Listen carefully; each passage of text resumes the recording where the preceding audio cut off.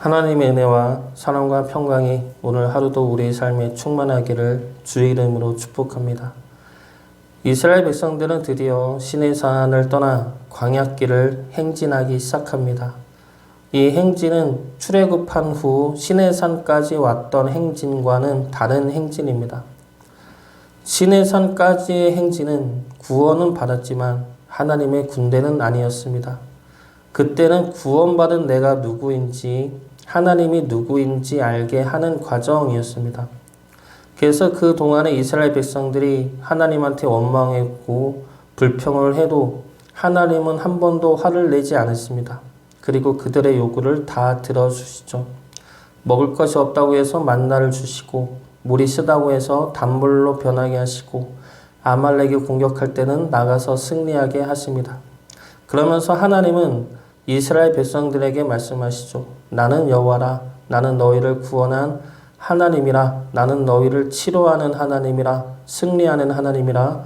계속해서 말씀하시고 알려주십니다. 왜냐하면 이때는 하나님을 아는 것이 중요했기 때문입니다. 너희를 구원한 하나님이 누구인지, 너희는 지금 누구의 백성인지 알게 하시고 알아가는 과정인 것입니다. 그래서 하나님은 이스라엘 백성들에게 계속해서 은혜를 내려주시며 하나님이 누구인지 알게 하신 것입니다. 그러나 지금 시내산에서 떠날 때는 다르죠. 이들은 이미 하나님의 구원과 은혜와 능력을 경험했습니다. 그리고 시내산에서 하나님의 백성으로 서기로 결단하였습니다. 하나님의 말씀을 받았고 하나님과 언약을 맺은 하나님의 백성이고 군대였습니다. 그래서 지금 이들이 가는 길은 하나님을 알아가는 길이 아니라 하나님의 백성으로 하나님의 군대로 승리하며 순종하며 나가야 하는 길입니다. 더 이상 하나님을 원망하고 불평하는 것이 아니라 하나님의 능력과 은혜를 믿고 의지함으로 하나님의 말씀에 순종하는 길이어야 하는 것입니다. 우리의 믿음은 지금 어느 상태에 있습니까? 믿음 생활을 한 지 얼마 안 되면 하나님의 사랑이 얼마나 크고 깊은지, 하나님의 능력이 얼마나 위대한지, 하나님의 말씀이 무엇인지 그것들을 아는 것부터 시작을 해야 할 것입니다. 그러나 구원받아 하나님의 백성으로 살기를 결단하고 하나님의 땅을 바라보며 걷기를 원한다면 이제는 하나님의 은혜보다 내가 하나님의 말씀에 순종하며 나가는 것을 바라보아야 할 것입니다. 하나님이 나를 위해 무슨 은혜를 주시나 바라보기보다는 내가 하나님의 뜻이 무엇인지 분별하고 순종하는 삶을 나가야 할 것입니다. 이것이 시내산에서 축복의 땅으로 나가는 광야길입니다. 이스라엘 백성들은 이제 하나님의 백성으로 하나님의 군대로서 광야로 행진을 시작합니다. 이들에게 있어서 이제 중요한 것은 하나님의 말씀과 뜻에 따라 순종하며 나가는 것이죠. 그러나 하나님은 그들을 보호하시기 위해 그냥 광야에 내몰지 않으십니다. 오늘 말씀을 보면 광야에서 이들을 향한 하나님의 은혜의 약속들이 있습니다.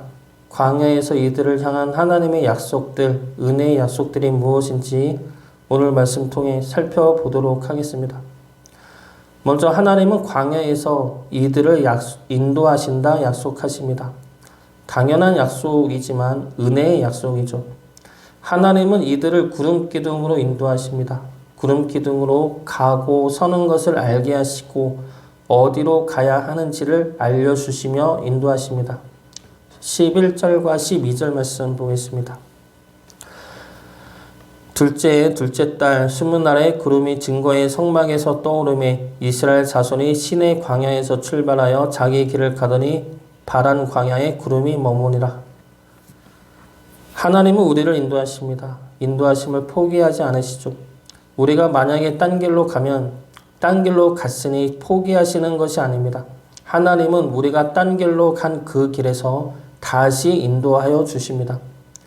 아담이 범죄함으로 에덴 동산에서 쫓겨났습니다. 그러나 하나님은 포기하지 않으시고 다시 구원의 계획을 써 내려가시죠. 노아의 시대 때 모두가 범죄함으로 하나님의 길이 아닌 다른 길로 갈 때도 하나님은 노아를 택하심으로 다시 인도해내십니다. 그 후에는 어떻습니까? 바벨탑을 지음으로 또다시 인류가 범죄합니다. 그러나 하나님은 그때도 포기하지 않으시고 아브라함을 택하시죠. 그래서 이스라엘 백성들을 만드시고 출애굽을 시키시고 약속의 땅으로 끌고 가십니다. 여기서 끝이 아니죠. 이스라엘 백성들은 또다시 하나님을 떠납니다. 그래서 하나님께서 어떻게 하십니까? 하나님의 아들 예수 그리스도를 보내서 우리를 구원해 내십니다. 기어코 우리를 구원해 내시어 생명의 길로 인도하십니다. 이것이 우리를 포기하지 않으시는 하나님의 인도하심입니다. 하나님의 인도하심에 순종할 수 있기를 바랍니다. 하나님은 늘 우리를 생명과 축복과 은혜의 길로 인도하십니다. 그 길을 믿음으로 바라보며 담대하게 순종하는 주의 자녀 되시기를 주의 이름으로 축복합니다. 두 번째로 광야에서 약속하신 하나님의 은혜는 기억하심입니다. 광야에서 이스라엘 백성들 인도하는 것은 구름 기둥만이 아니죠. 구름 기둥에 따른 그리고 하나님의 말씀에 따른 나팔입니다. 나팔을 불면 이스라엘 백성들이 나팔 소리에 따라 어떻게 행해야 할지가 결정이 됩니다. 그래서 나팔을 불면 이스라엘 백성들이 듣고 그 나팔의 신호에 따라 움직이는 것이죠. 그런데 그 나팔 소리를 이스라엘 백성들만 듣는 것이 아니라 하나님도 들으신다 말씀하십니다. 나팔 소리가 들리면 하나님이 그 소리를 듣고 하나님이 그들을 기억하신다고 말씀하시죠. 10장 9절과 10절 말씀입니다. 또 너희 땅에서 너희가 자기를 압박하는 대적을 치러 나갈 때에는 나팔을 크게 불지니 그리하면 너희 하나님 여호와가 너희를 기억하고 너희를 너희의 대적에게서 구원하시리라. 또 너희의 희락의 날과 너희가 정한 절기와 초하루에는 번제물을 드리고 화목제물을 드리며 나팔을 불라. 그로 말미암아 너희의 하나님이 너희를 기억하시리라. 나는 너희의 하나님 여호와니라. 나팔을 불면 하나님이 그들을 기억하신다 약속하십니다. 어제도 보았지만 기억한다는 것은 잊었다가 나팔 소리에 다시 생각난다는 것이 아니죠. 하나님은 항상 기억하십니다. 우리를 절대 잊지 않으시죠. 성경에서 하나님이 기억하신다, 하나님이 생각하신다 라는 뜻은 하나님이 일하신다는 의미입니다. 이제 하나님이 일하실 때가 되었다는 의미입니다. 하나님은 아브라함에게 소돔과 고모라에 대한 심판을 말씀하십니다. 이때 아브라함은 하나님에게 중보 기도를 하죠. 그래서 결국 의인 10명만 있으면 심판을 하지 않기로 하였으나 그 의인 10명이 없어 소돔과 고모라는 심판을 당합니다.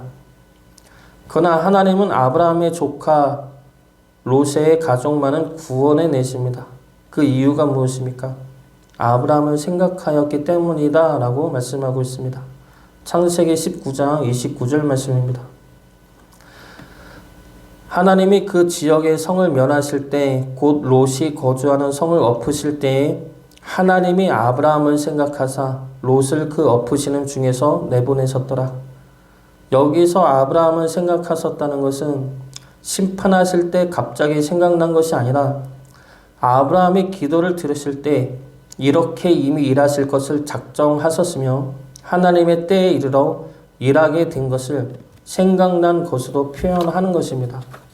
이스라엘 백성들을 애굽에서 구원하실 때도 마찬가지입니다. 출애굽기 2장 24절과 25절 말씀입니다. 하나님이 그들의 고통 소리를 들으시고 하나님이 아브라함과 이삭과 야곱에게 세운 그의 언약을 기억하사 하나님이 이스라엘 자손을 돌보셨고 하나님이 그들을 기억하셨더라. 하나님은 우리를 기억하십니다. 나팔을 불 때 우리를 기억하십니다. 나팔을 불 때 우리를 기억하신다는 것은 하나님이 일하신다는 의미이죠. 우리를 향한 하나님의 약속과 은혜와 사랑을 잊지 않고 이뤄내시겠다는 약속입니다. 광야에서 하나님은 나팔을 통해 내가 너희를 기억하며 내가 너희를 향한 약속을 잊지 않고 있으며 내가 너희를 위해 일할 것이라는 말씀과 약속을 주고 계시는 겁니다. 어제도 보았듯이 나팔은 우리의 기도와 찬양입니다. 광야에서도 하나님을 향한 기도와 찬양을 멈추지 말고 하나님께 올려드리시기 바랍니다. 그러므로 하나님의 기억하심과 일하심의 은혜를 누리는 주의 자녀 되시기를 주의 이름으로 축복합니다. 마지막 세 번째로 광야에서 약속하신 하나님의 은혜는 보호하심입니다. 14절부터 28절까지 말씀을 보면 이스라엘 백성들의 행진을 하는 모습이 나옵니다. 먼저 동쪽에 속한 유다 자손의 진영이 행진을 시작합니다. 유다 자손의 진영은 유다와 이사갈과 스불론이 속한 진영입니다. 이들이 행진을 하면 게르손 자손과 무라리 자손이 성막을 메고 출발을 하죠.